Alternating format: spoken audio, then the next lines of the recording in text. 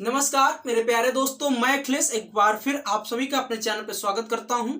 आशा करता हूं और उम्मीद करता हूं आप सभी लोगों का स्वास्थ्य अच्छा होगा और आप लोगों की पढ़ाई अच्छे चल रही होगी। दोस्तों, आज का जो हमारा टॉपिक है न्यायिक समीक्षा यानी जुडिशियल रिव्यू। पिछले लेक्चर में हमने सुप्रीम कोर्ट को 2 लेक्चरों में पढ़ा, उच्चतम न्यायालय को प्रथम लेक्चर में पूरा विस्तार बताओ तो 3 लेक्चर में बताया कि यानी प्रथम लेक्चर में मुख्यतः क्या था कि उसका कैसे कैसे निर्माण हुआ, क्यों जरूरत पड़ी और उसके जो जजों की नियुक्ति किस तरीके से। दूसरी में उनकी शक्तियों के बारे में बड़ा किया और कई सारी चीजों के बारे में हम चर्चा किए हैं, विवरण किए हैं। चलिए, आज के जो हमारा टॉपिक है जुडिशियल रिव्यू, मैंने पिछले लेक्चर में आपको बताया था कि हम इसको अलग लेक्चर बनाएंगे। ये जुडिशियल रिव्यू है क्या, न्यायिक समीक्षा है क्या, अनुच्छेद 137 क्या है, इन सब के बारे में बात करेंगे। देखो, जैसा कि आप सभी को पता है, भाग 5 के अंतर्गत उच्चतम न्यायालय आता है जो अनुच्छेद 124 से लेके 147 तक निहित है। उसी में अनुच्छेद 137 जो है वो कहलाता है उच्चतम न्यायालय की न्यायिक पुनर्विलोकन की शक्ति। यानी उच्चतम न्यायालय के पास क्या है, न्यायिक पुनर्विलोकन की शक्ति है। एक वर्ड आ रहा है पुनर्विलोकन, पुनर्विलोकन। इस वर्ड को हम पहले समझते हैं, इसी को इंग्लिश में कहें तो जुडिशियल रिव्यू या समीक्षा। देखो, रिव्यू का मतलब है, समीक्षा का मतलब है किसी ने जो चीज घट चुकी है, जो चीज हो चुकी है उसकी हम समीक्षा करें। क्या इसमें सही है, क्या गलत है, क्या इसमें और हम सुधार कर सकते हैं या कुछ कमियां हैं उनको हम कैसे सुधार कर सकते हैं। तो कहीं ना कहीं ये क्या है, उसी का एक शब्द है न्यायिक विलोकन, न्यायिक पुनर्विलोकन। तो हम पहले जानते हैं पुनर्विलोकन। विलोकन मतलब किसी न किसी चीज का निरीक्षण करना होता है, पुनः मतलब फिर से, यानी दोबारा किसी चीज का निरीक्षण करना, या विलोकन करना, यही क्या कहलाता है, समीक्षा कहलाती है। ठीक है, ये रिव्यू सब लोग जानते होंगे, कोई मूवी का रिव्यू आया कि अच्छा पॉइंट था, ये गलत पॉइंट, सब लोग जानते हैं आम भाषा में। ठीक है, वही चीज है न्यायिक पुनर्विलोकन यानी जुडिशियल रिव्यू। अब ये क्या है, जुडिशियल तो शुरू है इसलिए न्यायिक पुनर्विलोकन हो गया। ठीक है, इतनी बात समझ में आई। अब बात करते हैं 1803 की और चलते हैं अमेरिका की ओर। 1803 में अमेरिका में एक बहुत ही चर्चित केस हुआ, मारबडी वर्सेस मेडिसन।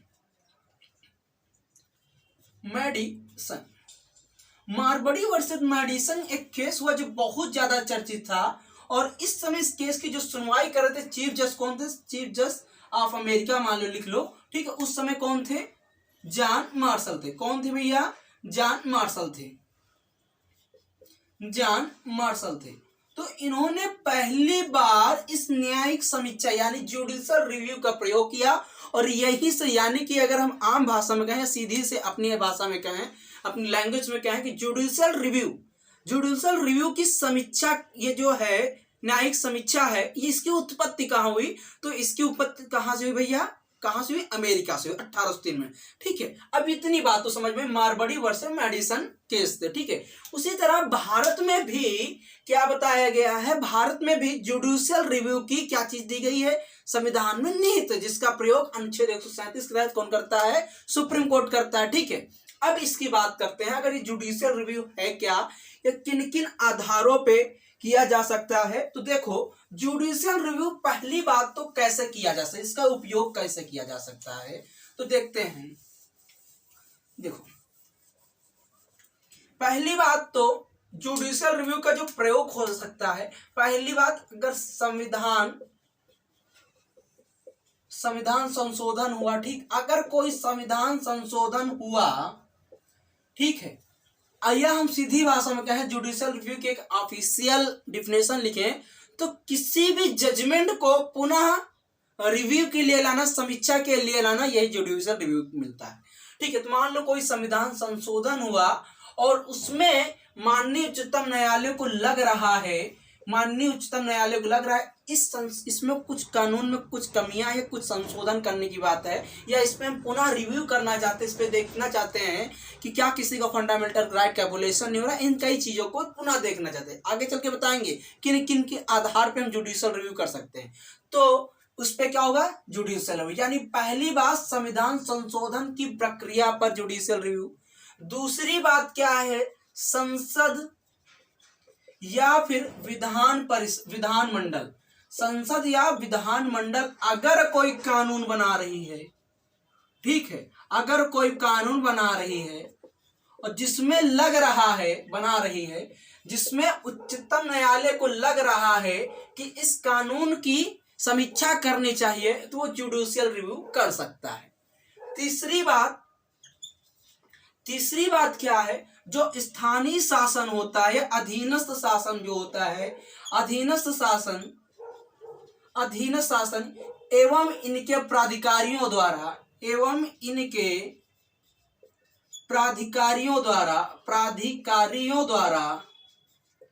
प्रशासनिक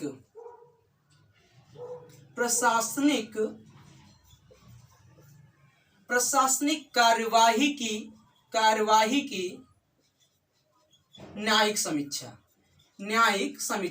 यानी कि किस किस आधार पर न्यायिक समीक्षा हो सकती है। पहली बात तो संविधान संशोधन की न्यायिक समीक्षा हो सकती है। संसद के द्वारा या विधानमंडल के द्वारा अगर कोई कानून बन रहा है, कोई यहाँ पे कानून लिख लेना भैया, देखो यहाँ पे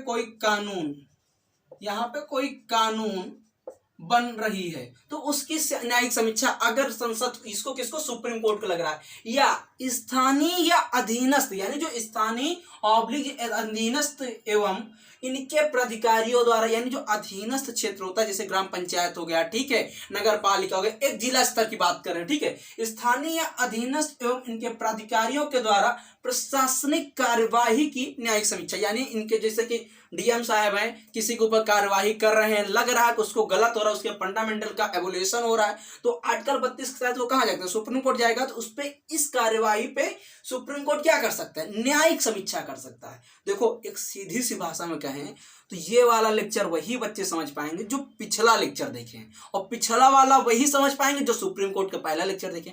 तो सुप्रीम कोर्ट की तीसरा लेक्चर है, तो पहला देखो, देन दूसरा देखो, देन तीसरा में आओ, इसमें थर्ड वाले में आओ, ठीक है। तो ये क्या है, इतनी बात समझ में, यानी इन आधार पे क्या हो सकता है, न्यायिक समीक्षा हो सकती है। संविधान संशोधन की प्रक्रिया पर न्यायिक समीक्षा हो सकती है। संसद या विधानमंडल के द्वारा कोई ऐसा कानून बन रहा है जिसपे सुप्रीम कोर्ट को लग रहा है कि इस पे न्यायिक समीक्षा है क्या, ये कहीं अबोल्यूशन तो नहीं रहा, किसी का शोषण तो नहीं कर रहा है, कहीं गलत तो नहीं संवैधानिक रूप में, तो उस पे न्यायिक समीक्षा हो सकती है।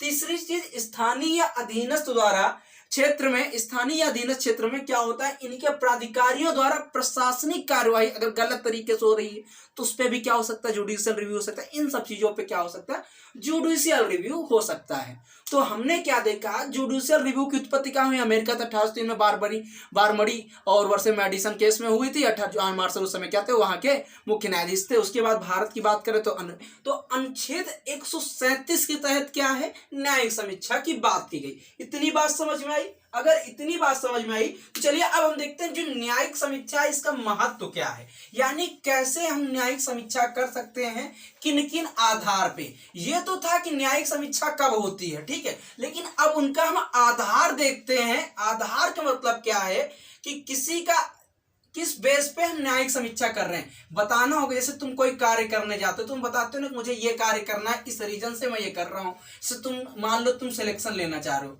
मान लो ऐसे एग्जांपल के तौर पे, जैसे तुमसे कोई ने पूछा पीसीएम क्यों लिया, तो तुम कहना चाहते हो कि मुझे इंजीनियर बनना है इसलिए हम पीसीएम लेना चाहते हैं, ठीक है। तो उसी तरह अभी तुमने पीसीएम लिया, उसके बारे में देखा कि पीसीएम है क्या, लेकिन अब हम जानते हैं कि क्यों लिया, उसका रीजन जानते हैं, या न्यायिक समीक्षा क्यों होती है, क्यों विरोध होता है, इसके बारे में देखते हैं, ठीक है। चलिए अब न्यायिक समीक्षा का महत्व देखें। न्यायिक समीक्षा का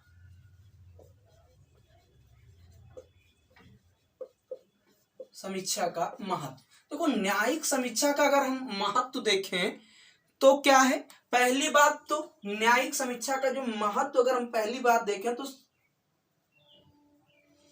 संविधान की सर्वोच्चता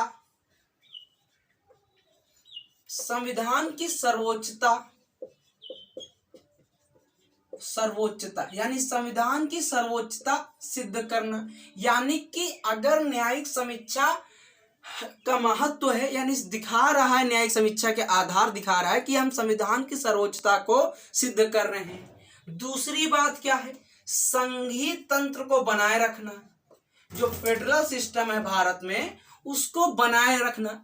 और तीसरी बात कह सकते हैं, नागरिकों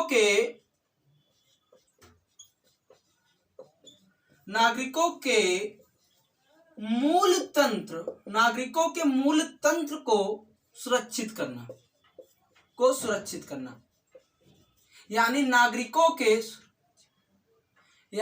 नागरिकों के जो फंडामेंटल राइट हैं उनको सुरक्षित बनाए रखना। इसलिए हम क्या करते हैं, न्यायिक समीक्षा करते हैं। देखो न्यायिक समीक्षा कब होती है, संविधान संशोधन की प्रक्रिया के में, ठीक है। अगर मान लो कोई संविधान संशोधन हुआ, मान लो किसी का उससे फंडामेंटल राइट अबोलिशन हो रहा है, तो न्यायिक समीक्षा करेंगे कि नहीं करेंगे, ठीक है। मान लो कहीं ऐसा हो रहा, किसी राज्य को ज्यादा बढ़ावा दिया जा रहा, क्या किसी राज्य को कम बढ़ावा दिया रहा, तो संघीय तंत्र को डिस्टर्बेंस हो रहा है कि नहीं हो रहा है, इसलिए न्यायिक समीक्षा होगी कि नहीं होगी।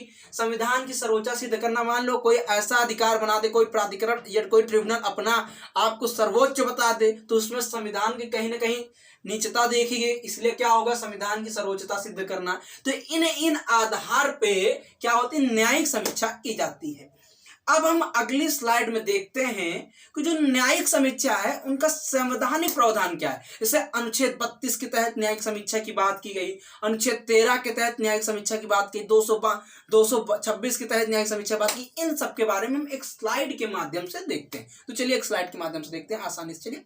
चलिए अब हम देखते हैं जो न्यायिक समीक्षा है, न्यायिक समीक्षा के लिए संवैधानिक प्रावधान किए गए हैं, वो किन किन अनुच्छेद में किए गए हैं।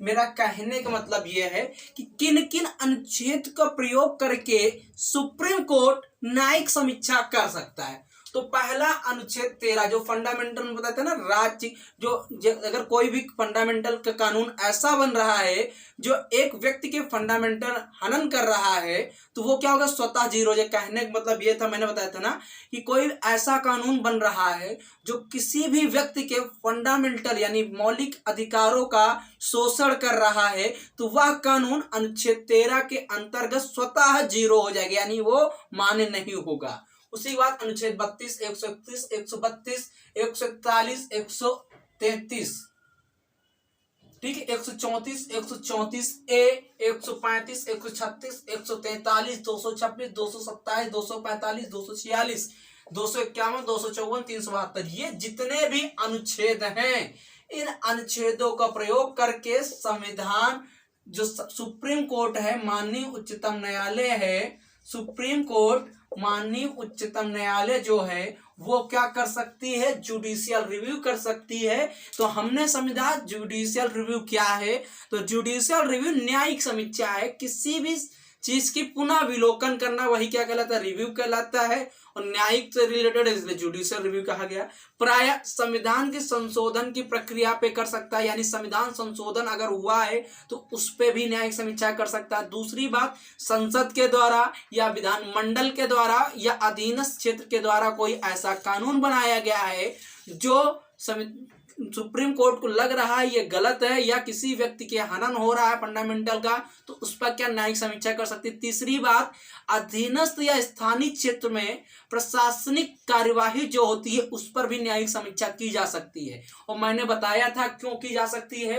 हो सकता है संविधान की सर्वोच्चता को गलत सिद्ध किया जा रहा हो या संविधान की सर्वोच्चता को दबाया जा रहा हो। दूसरी बात हो सकती है संघीय तंत्र को डिस्टर्ब किया जा रहा हो, या तीसरी बात हो सकती है किसी भी व्यक्ति के फंडामेंटल राइट का एबोलिशन या शोषण हो रहा हो। उसके बाद मैंने बताया कि जो न्यायिक समीक्षा के लिए संवैधानिक प्रावधान है वो इन इतने अनुच्छेदों का प्रयोग करके किया जाता है। प्रायत में इसमें 13, 32, 143, 226, बस इतना जान लो।